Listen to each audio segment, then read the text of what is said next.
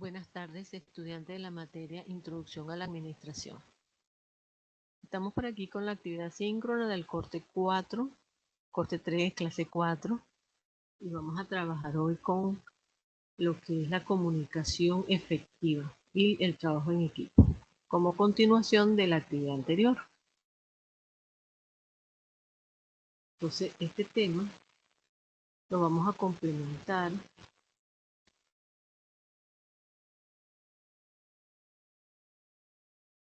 porque es como una continuación de lo que expliqué en la clase anterior.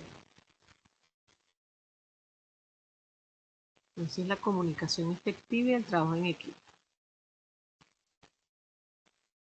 Fíjate, para nosotros tener una comunicación efectiva y el trabajo en equipo, debemos tocar el tema de las habilidades personales y sociales que tenemos cada uno de nosotros.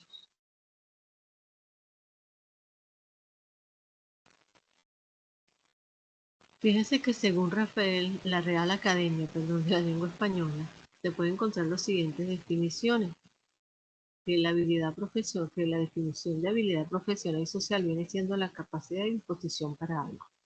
Que la gracia y destreza en ejecutar algo que sirve de adorno a la persona, como bailar, montar a caballo. Cada una de las cosas que una persona ejecuta con gracia y destreza. Eso es tener una habilidad. Si tienes una habilidad para bailar, tienes una cualidad, ¿ya?, de esa persona para ejecutar. Entonces, según esta definición, se puede confirmar que cuando hablamos de habilidades profesionales, estamos hablando de aquellas capacidades que tiene el individuo para hacer una labor profesional, o con aquellas actitudes que le permiten desarrollarse mejor dentro del ámbito empresarial. Nosotros como seres humanos siempre tenemos alguna habilidad y en el ámbito profesional también tenemos habilidades. Tenemos también la habilidad social como aquellas que nos permiten a las personas integrarnos de manera más productiva con el contexto social. Es decir, que también podemos tener habilidades sociales, que es esa capacidad que tenemos como individuo para relacionarnos con mayor facilidad con otras personas, con grupos o con grupos que nos rodean. Entonces, nosotros podemos tener esa habilidad de trabajo en equipo, de trabajo, por eso a veces empresas, organizaciones donde piden que tengan esta habilidad. Es una habilidad profesional, también tenemos habilidades sociales. Eso es lo que quiere decir habilidad. La habilidad para trabajar en equipo o también la habilidad para comunicarnos. Y al ser nosotros ser personas, tenemos ciertas habilidades o cualidades o actitudes que nos diferencian de unos de otros, una persona de otra. Y de repente vamos desarrollando ciertas habilidades más que otras habilidades. Y nos permite interactuar con el mundo donde vivimos. Entonces, la parte de la habilidad es importante tocarla en el ámbito profesional, ¿no?, en el ámbito social. La habilidad para relacionarnos socialmente, la capacidad para aprender algo fácilmente, ¿no? Y también tenemos, esas son habilidades, y también tenemos las conductas que son aprendidas, que además de las habilidades innatas que nosotros tenemos, hay conductas que aprendemos, que nos permiten ser de utilidad para relacionarnos profesionalmente. Y entonces podemos tener unas innatas y podemos desarrollar otras habilidades. Puede ser una habilidad artística, una habilidad que aprendemos por experiencia en otras que hemos trabajado anteriormente. Son habilidades. Esto quiere decir que cualquier habilidad, ya sea profesional o social, puede ser aprendida también. Solo es necesario que trabajemos en el desarrollo de esa habilidad como objetivo para poder utilizarla como una herramienta de trabajo. También tenemos habilidades sociales especiales que son de interés en el ámbito laboral. Son esas que tienen las personas innatas o aprendidas y que pueden ayudar en el ámbito laboral, en el contexto empresarial. La iniciativa. La iniciativa es una de las principales habilidades sociales que se consideran principales en el contexto de desarrollo de una labor dentro de la empresa. Tener iniciativa, es decir, tener la predisposición a relacionarnos, es decir, necesidad de una actitud positiva frente a otros, frente a los demás, frente al trabajo, frente a la empresa. Tener esa iniciativa, esta actitud de la que hace mención es una predisposición adquirida y sistemática de la conducta hacia determinados objetos del mundo social. Entonces existen diferentes actitudes que permiten hacer que nosotros nos comportemos de una determinada manera, ya sea la forma de pensar, la forma de sentir, la forma de actuar según nuestros propios valores y creencias.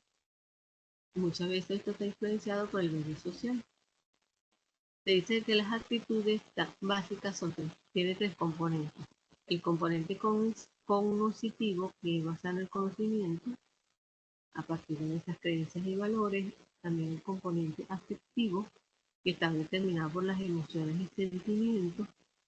Y los componentes conductales, que es la tendencia a comportarse ante algo o alguien de forma determinada.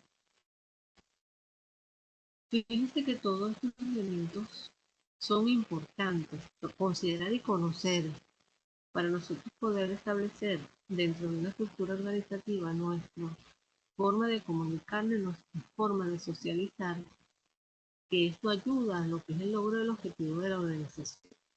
También hablamos de la comunicación. Estamos en la era de la comunicación y de la información global, por tanto la comunicación es importante en ambas direcciones, del que emite la información como el que la recibe. No es solo intercambiar datos, es más allá de lo que el proceso de comunicación. Y por supuesto nosotros como seres humanos constantemente necesitamos relacionarnos y comunicar. Entonces la palabra en latín comunicare viene entonces de el hecho de recibir e interpretar algunas definiciones, es decir, intercambiar y compartir. Es decir, se transmite un mensaje, la fuente transmite un mensaje y el receptor la recibe. Es decir, según el autor Pirkani, la comunicación es el medio que permite acciones mutuas entre personas. Por tanto, existe comunicación cuando una persona influye sobre el comportamiento de la otra, incluso sin hablar. Ahí puede haber un proceso de comunicación. También existe la comunicación bidireccional, donde existe el emisor, el receptor y el canal de comunicación. Sabemos entonces que el emisor es la persona que emite o está enviando el mensaje y el receptor es quien recibe ese mensaje y puede responder. Entonces, cuando existe el proceso de comunicación, se dice que hay un emisor, un receptor, un mensaje y un canal por el cual se transmite ese mensaje. Por medio de la codificación para poderlo transmitir. Entonces, para yo poder establecer la comunicación, tengo que tener un código de donde yo puedo transmitir el mensaje, que en este caso es el lenguaje. Puede ser un lenguaje verbal, pero también hay otros lenguajes, la mímica, que también es una forma de transmitir.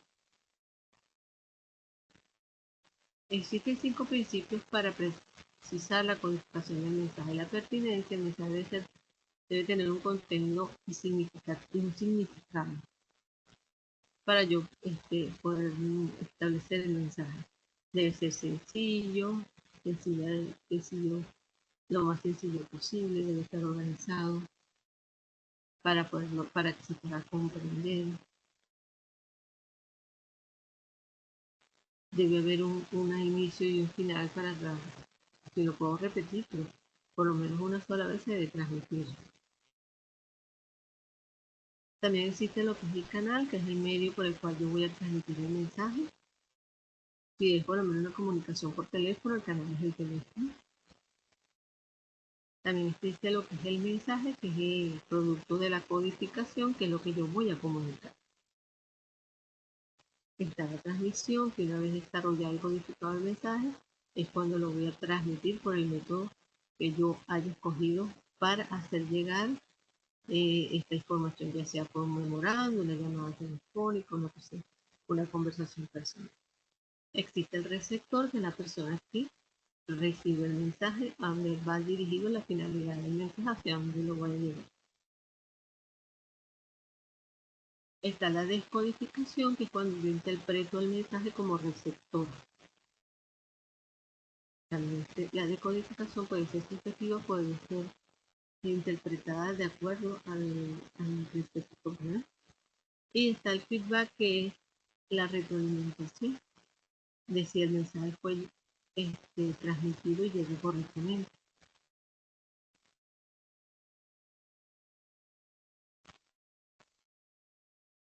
Y también se dice que según el autor Albert, hay un impacto en la transmisión en esta comunicación, donde dice que el 55% del lenguaje visual es por movimiento del cuerpo, por mis expresiones faciales, el 38% es cómo decimos las cosas, ¿verdad? Lenguaje vocal.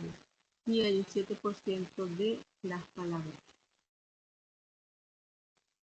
Y fíjense la importancia de la comunicación, no solamente lo que decimos, sino cómo lo decimos y cómo nos expresamos de nuestro aspecto lenguaje y comunicación verbal.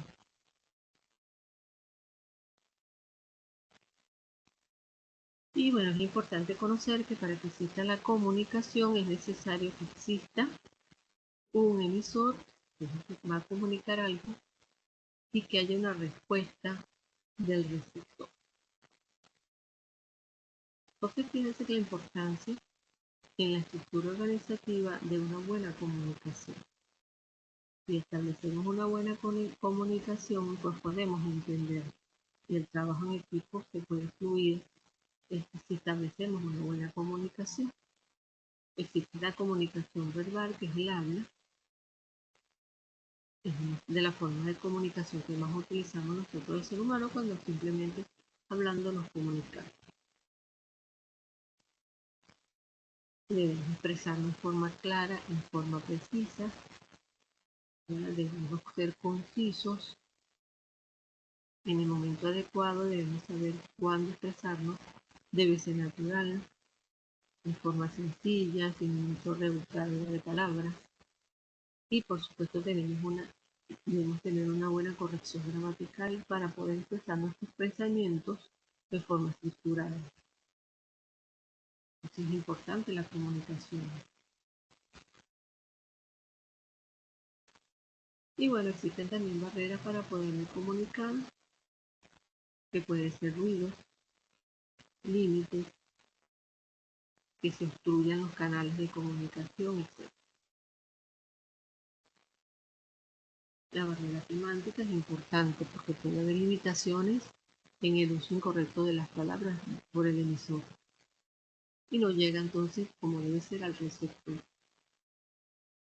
También existen las barreras psicológicas, dependiendo de las creencias, las experiencias vividas que tengan las personas que intervienen en la comunicación, la timidez, el miedo al ridículo, las barreras fisiológicas de cuanto a la auditiva, ¿verdad? La parte auditiva, la parte vocal. También pueden existir barreras físicas en cuanto a interferencias, ruidos, barreras socioculturales en cuanto a religión, étnica, nivel económico, estatus social, costumbres, pueden ser barreras para la correcta comunicación. Existe también la comunicación no verbal, que es importante tomar en cuenta que no solamente la comunicación por el habla, sino a través de símbolos, gestos, miradas, posturas, movimientos. Eso es una comunicación no lengual.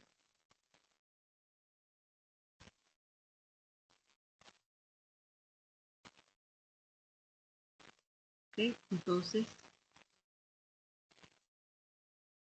también existe la kinesia, que es el estudio de los movimientos corporales, cómo nos podemos expresar con un movimiento.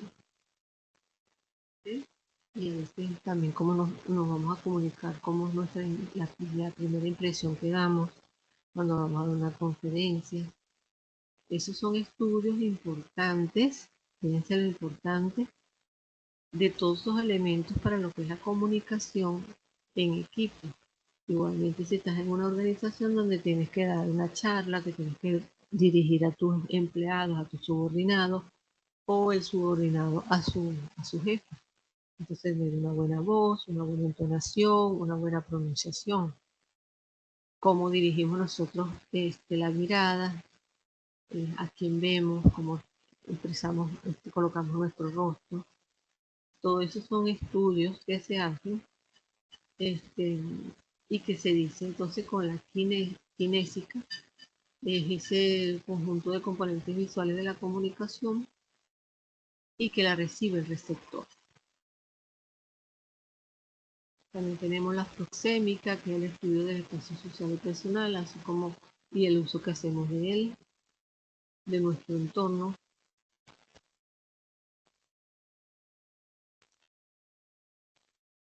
La parte que tenemos como nuestra zona íntima, nuestra zona personal, nuestra zona social, nuestra zona pública.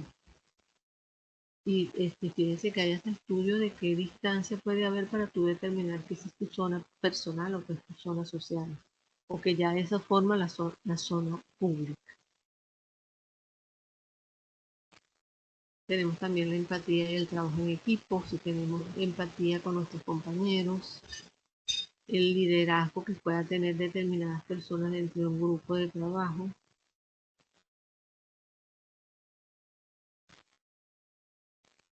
La personalidad que tiene la persona y cómo se comporta, tanto individualmente como en el trabajo.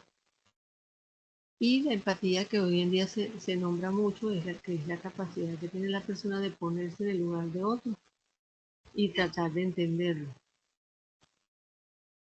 Muy bien.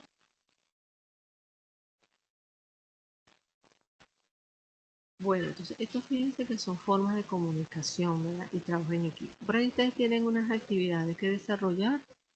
Recuerden que tienen una actividad del corte 3, 2 actividades que deben desarrollar. Una que se venció ahorita el 12 de julio y bueno, y otra que se vence la semana que viene. Entonces ustedes tienen que desarrollar el tema. Para la actividad síncrona que viene, vamos a seguir trabajando con esta guía de la comunicación y del trabajo en equipo, ¿verdad? Ustedes esta guía de todas maneras la pueden descargar en el aula virtual y leerla y analizarla, porque es un tema bastante interesante para entendernos y comunicarnos, entender muchas veces el trabajo en equipo que incluso hacen ustedes en sus estudios y lo hacen también para los que trabajan en su trabajo. ¿Okay? Entonces, cualquier cosa que tengan duda, podemos hacerlo por las preguntas por el aula virtual.